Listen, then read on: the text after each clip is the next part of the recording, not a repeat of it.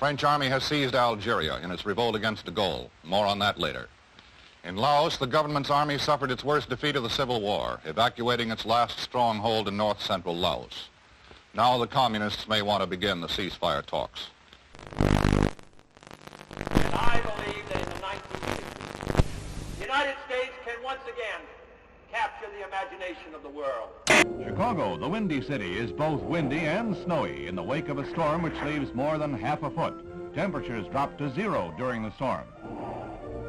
San Francisco gets the heaviest snow in 30 years. Children, many of whom have never seen snow before, are more spellbound than snowbound, but they soon learn what to do with the stuff.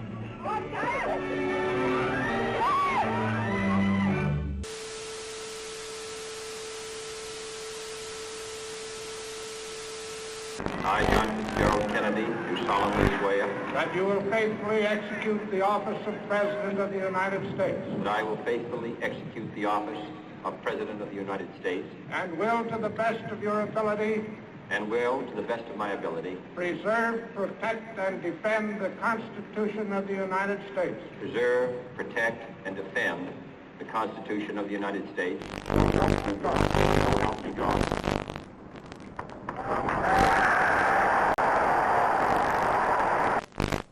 And so, my fellow Americans, ask not what your country can do for you, ask what you can do for your country.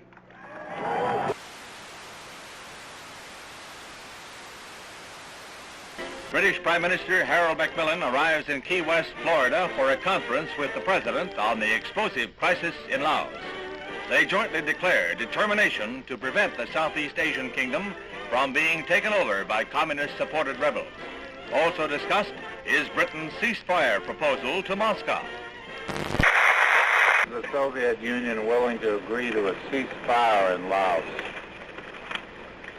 We touched in conversation this subject.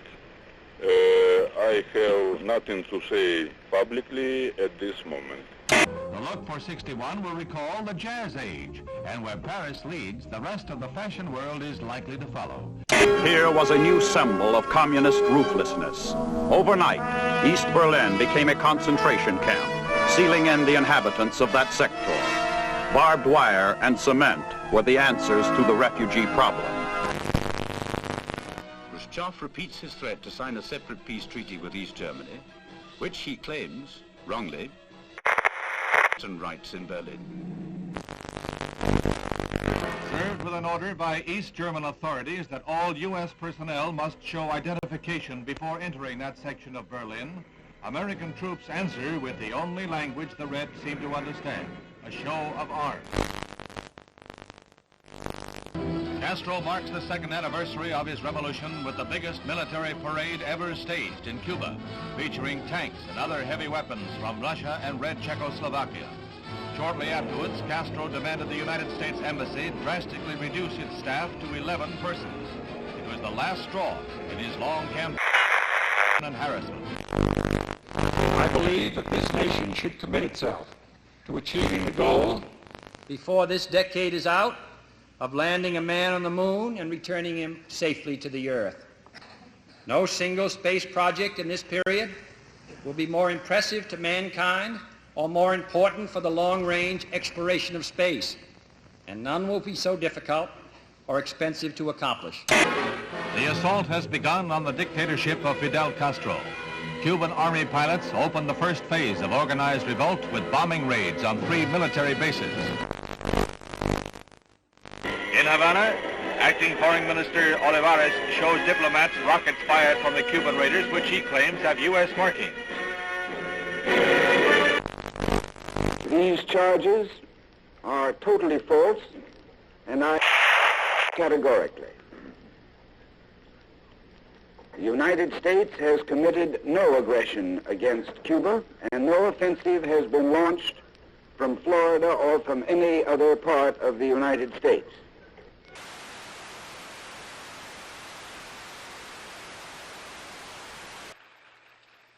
Es un honor para mí el estar hoy entre un grupo de los hombres más valientes del mundo.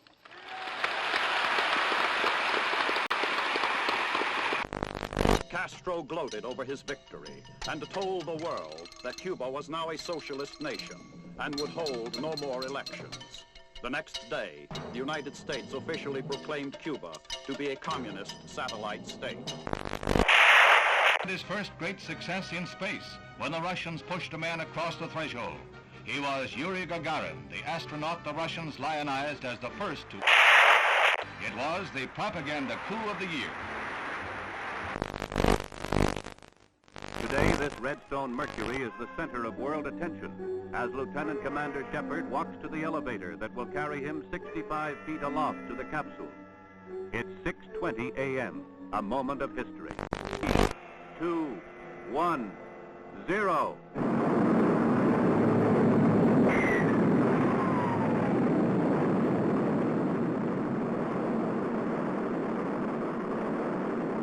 The rocket performs perfectly as it lifts the funnel-shaped capsule gracefully aloft. 115 miles up, he went 300 miles downrange, right on target, and was picked up by waiting helicopters.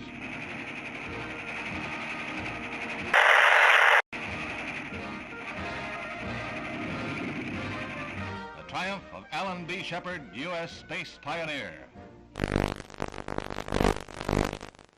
As the captain prepared to leave the capsule, explosive bolts on the escape hatch let go, and the Mercury is lost. However, the moon gets closer.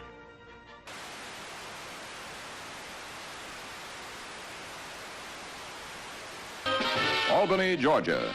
A Negro nation is led by the Reverend Martin Luther King.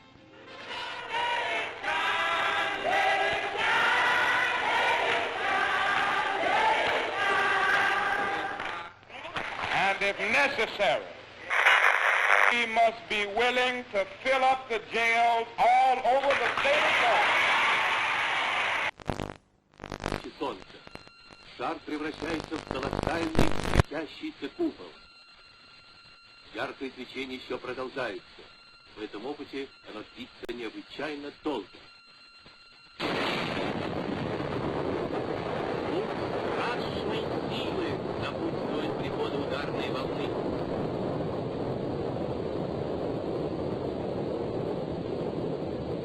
Just why the Soviet Union would wish to detonate a megaton explosion, something about which we can all speculate.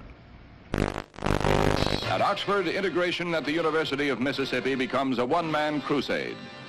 When Air Force veteran James Meredith tries to register, the police lines are drawn, U.S. Marshals blocked. When university officials are cited for contempt of federal court, Governor Ross Barnett personally Negro applicant. Meredith goes away, and the federal government ponders its next move. The forces increased tenfold and more. It is not enough to avert a night of rioting, leaving 2 dead and the campus the shambles of a battlefield.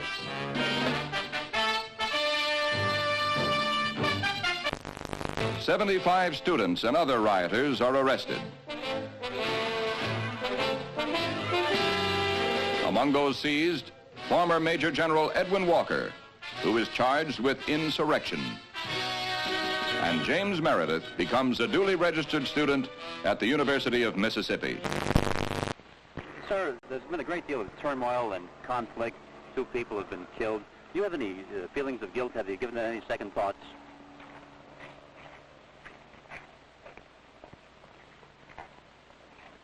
I'm very sorry that anyone had to get hurt or killed.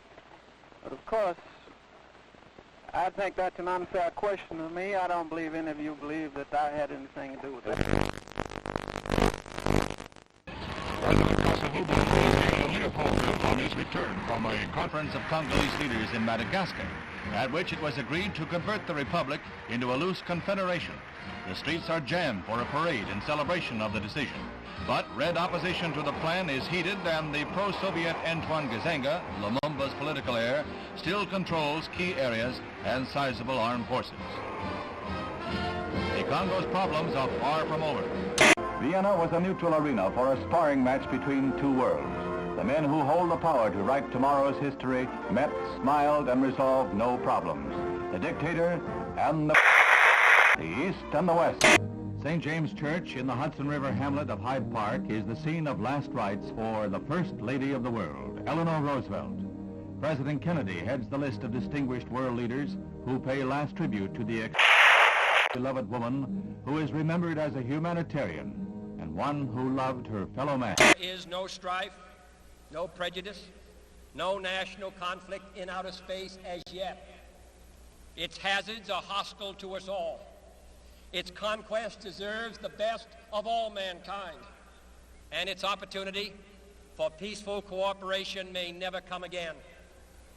But why, some say, the moon? Why choose this as our goal? And they may well ask, why climb the highest mountain? Why, 35 years ago, fly the Atlantic? Why does Rice play Texas? We choose to go to the moon. We choose to go to the moon.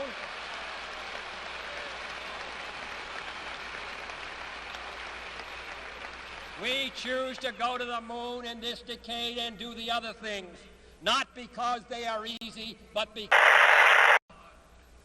that goal will serve to organize and measure the best of our energies and skills, because that challenge is one that we're willing to accept, one we are unwilling to postpone, and one we intend to win, and the others too. The Cold War, the ground forces of NATO have been alert against the military threat of the communist bloc. Now, Honest John missiles add to NATO's striking power.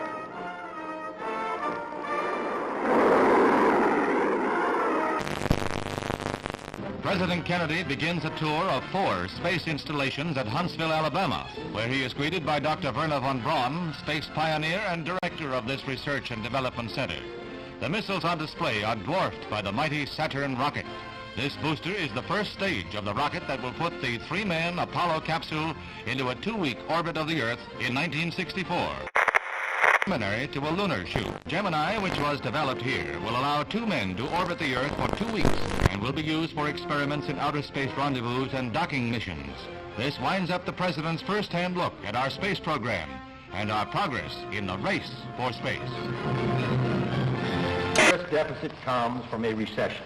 If we can take the proper action in the proper time, this can be the most important step we can take to prevent another recession. That is the right kind of a tax cut, both for your family budget and the national budget. Chiang Kai-shek, leader of the peoples of Free China on the island of Taiwan, heads the celebration of the 50th anniversary of the overthrow of the Manchu dynasty. 11 million Chinese, strong with their dream of someday wresting their homeland from the communists, are marking the day that saw the end of 4,000 years of monarchy in China.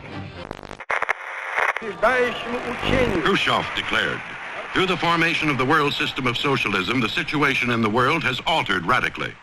At present, it is not circles whom. On December 2nd, 1961, Castro reveals, I am a Marxist-Leninist and will be one until the day I die. Socialism is a word. There is no halfway between socialism and imperialism. This government, as promised, has maintained the closest surveillance of the Soviet military buildup on the island of Cuba.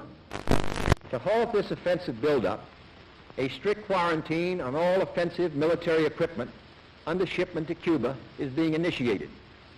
All ships of any kind bound for Cuba, from whatever nation or port, where they're found to contain cargoes of offensive weapons, be turned back.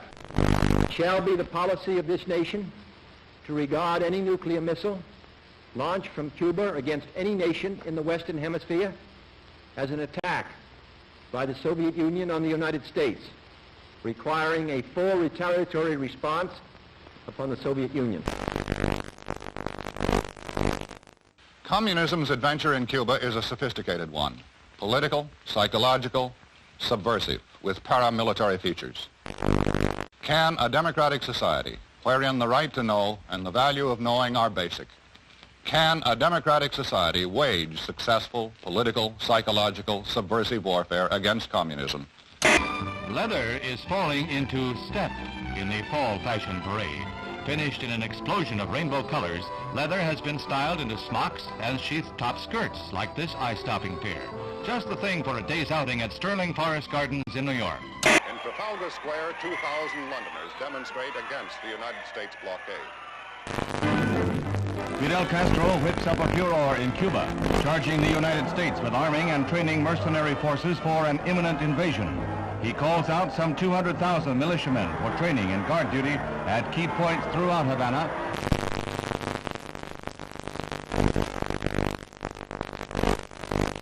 Khrushchev happily receives a gift of the Cuban flag as he lines up with a solid endorsement for the home-brewed anti-Americanism of Fidel Castro, the Soviet sole Western Hemisphere ally.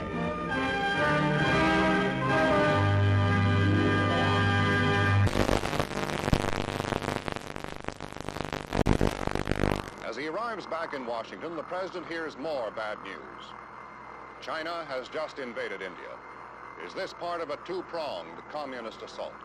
Now the president must weigh all the factors one final time, then make his decision, knowing that whatever he does, he risks nuclear war.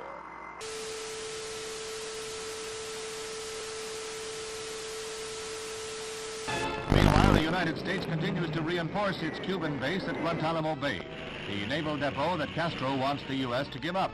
These Marines have been assigned the job of protecting the base against any Cuban threats that might arise during the present crisis. Mr. President, I am submitting today a resolution to the Security Council designed to find a way out of this calamitous situation. This resolution calls, as an interim measure under Article 40 of the Charter, for the immediate dismantling and withdrawal from Cuba of all missile and other offensive weapons. The inauguration of Abraham Lincoln as the 16th President of the United States is reenacted in the nation's capital 100 years after the event. There's a crowd larger than the original President this day, double the 10,000 of 1861. And the bright balmy day is in marked contrast to the gloomy overcast of a century ago. Scenes familiar from history books and movies come to life at the Capitol as Mr. Lincoln arrives. He is portrayed. The following is the letter which has just been dispatched from the President to Chairman Khrushchev. I think that you and I, with our heavy responsibilities for the maintenance of peace, were aware that developments were approaching a point where events could have become unmanageable. So I welcome this message and consider it an important contribution to peace. It urgently recommends that the United States and the Soviet Union confer promptly on measures to remove the existing threat to the security of the Western Hemisphere and the peace of the world, and to report thereon to the Security Council. Earlier today, Secretary of Defense Robert McNamara announced that yesterday's photographic surveillance of Cuba indicated that the bases were being dismantled. But with increased United States aid and instruction, Vietnam soldiers learned to fight back against the communist Viet Cong. Helicopters become a crucial weapon against guerrillas who strike, then disappear will-o'-the-wisp in marshes. Southeast Asia and Berlin are not the only hazard areas in the orchestrated struggle of the Cold War. There is Cuba, from which Bay of Pigs invaders hobble back when their ransom is paid. The President visits the big missile center at Vandenberg Air Force Base. He becomes the nation's first president to see an intercontinental ballistic missile fired when an Atlas D blasts off its pad to roar down the Pacific Missile Range in a perfect launch.